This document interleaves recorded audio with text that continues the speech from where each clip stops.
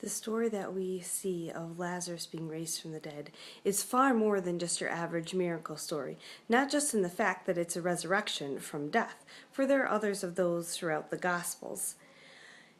We see several other things going on. For one, we see this deeper light into how God interacts with us. Jesus weeps and is deeply moved in emotion as he sees everyone else's grief over Lazarus' death. We see by that God has entered into our sorrow and into our grief, and that when we weep, God weeps too.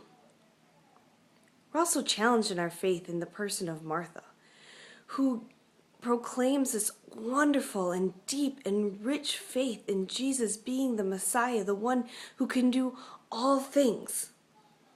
And yet when Jesus talks about actually rolling the stone away from Lazarus' tomb, Martha complains and objects. Lord, there'll be a stench. He's been in there 4 days.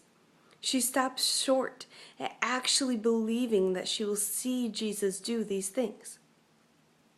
How often are we guilty of proclaiming deep faith in Christ that God can do all things, and yet stop short of actually asking God to do something that is harder than something we could somehow work out by our own powers? And then finally, in this story, in the Gospel of John, it is this miracle of light and life that begins the journey towards the cross.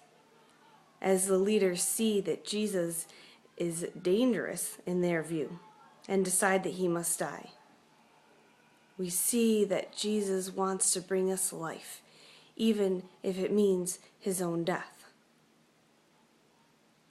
As Jesus makes that journey, are we willing to go on that journey with him?